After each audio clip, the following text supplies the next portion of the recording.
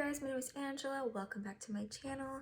I'm the owner of Boba Cosmetics, and today I'm going to show you guys what I like to use to make my press-ons, as well as some tips and tricks as a beginner. Now before we get started, I do have some updates. You guys have been absolutely bugging me on when our Sega lashes will be restocked.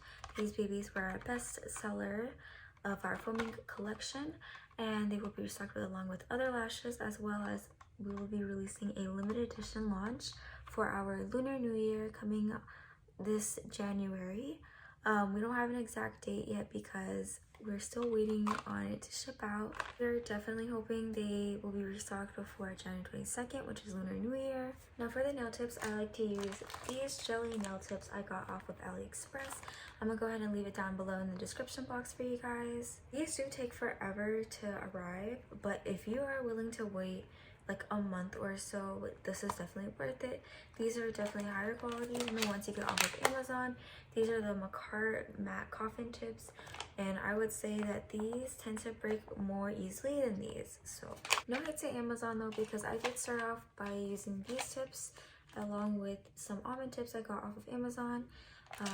These babies are pretty good for beginners, but I do find that like when you put alcohol on them, which I like to do so the polish sticks better, they tend to turn like white or cloudy. Let me see if I can find an example.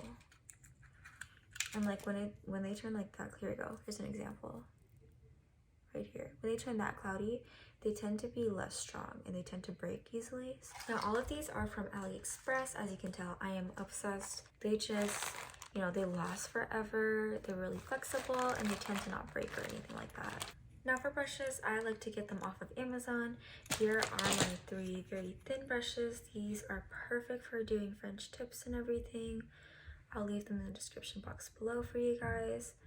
These are my go-to, and so far they have just been, you know, everything I need in a French tip brush. Now for my cleanup brushes, I also got them off of Amazon.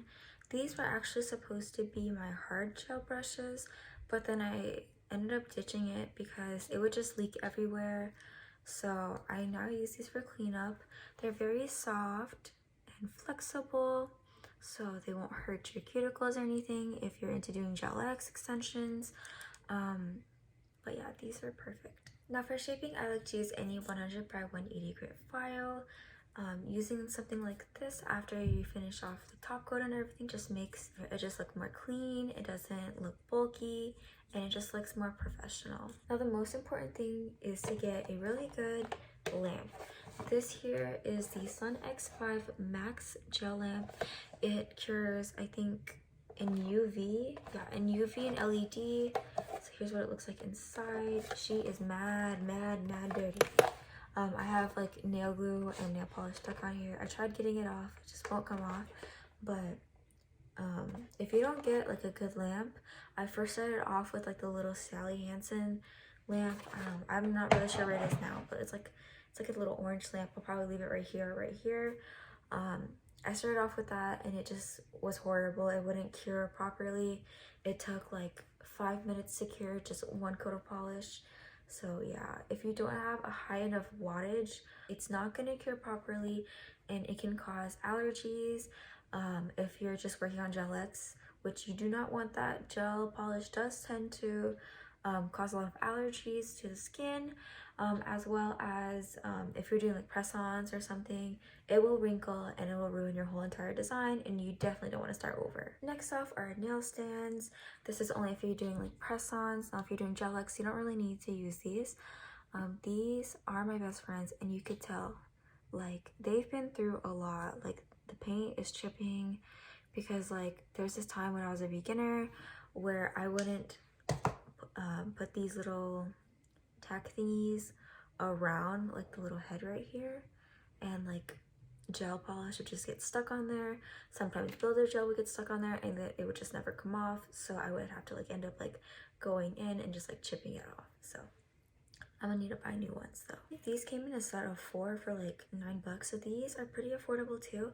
Now I've also seen another version of nail stands out there that I really want to get into. The one thing is they're not magnetic and removable like these are. This just really helps if you want to work on one individual nail at a time, especially if you're working on like French tips. You don't have to pick up the whole thing and mess up each nail. Because what I like to do is I like to finish all the designs for the whole set and then cure it and then go ahead and finish it off. Next up is gel polishes. As you can tell, I am obsessed with this one brand. This brand is Beetles. I just like to use them just because I can get them off of Amazon, so whenever I run out I can just get them next day or something, and they come in like these 15 milliliter sizes. My favorite all-time polish to use from them is B071. This is my favorite all-time nude base for any French tip, and it's just like perfect on all skin tones, so definitely get this one. And now for the most exciting part, decorations, rhinestones, decals, whatever you call them. I got all of these off of Amazon. These tend to be like in little kits where you can get 2 so you can actually save money on it. And I also got these pearls, flowers, and then these 4D UV gels. This is used to make those 3D flowers on nails. And then I got some like little crystal charms. I have yet to use these. I just bought them just because I wanted them to look pretty. And then I got these other 3D charms. These are some Rio charms and bow charms, all off of Amazon. So that's pretty much where I get all of my products from. My nail collection is actually much bigger than this. I believe it's worth now, I think, like 1K, honestly. Every time I got my paycheck, to like 50% of it would just go towards buying new nail stuff just because I loved it so much. Now, when you first start as a beginner, you don't need like these decals. You don't really need a lot of these things. You can just start off with like maybe 1 or 2 bottles of nail polish and then like a top coat, base coat, some nail tips. You don't even need nail stands. You can just start off by doing like gel extensions. Alright, since we went through everything, I'm gonna go over some beginner tips and tricks I wish I knew before I started. First things first, make sure you start off with very thin layers. If you start off with a very thick layer of polish, it most likely won't cure.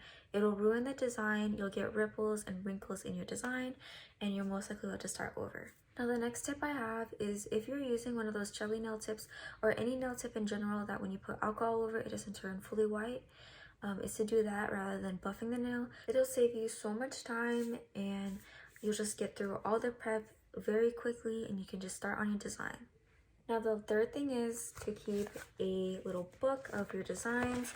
Personally, I like to sketch out everything before I actually make the set, just because it gives me a vision on what to do so I don't take forever, like 5 hours on a set, which, you know, I commonly do.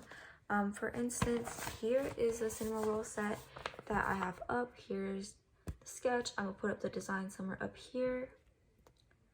So yeah, I like to like map it out, like how people like to do like lash maps. I like to do nail maps. So there's that. And then, you know, sometimes you just have your creativity just flow. This is like what I like to do in my free time. Sometimes I'll come up with sets and then just never do them just because it's harder than what I thought it would have been. I think I have my prom set somewhere here. Let me try to find it. I don't have it here, but if you're someone who likes to actually go with the flow, I recommend looking at inspo pics on either Instagram, TikTok, or Pinterest just to get, you know, your mind flowing and stuff so you're not stuck there for millions of hours. Finally, stop comparing yourself to other people's work, because when you first start out, you're probably not going to learn how to do French tip day one. It's something I had to build up over months and months of work. You know, it takes a lot of practice and commitment to actually build that skill. All I'm saying is, don't be too hard on yourself. I'll show you guys what I started with and where I am now. I can't imagine like me using base coat as top coat. Like, that was just horrendous. And like, oh my gosh, no. That's all the tips and tricks I have for you guys today. So go ahead and leave a comment on what you want to see next. And subscribe if you haven't already. Don't forget to live your life with just a touch of fairy dust. I'll see you guys next time. Bye.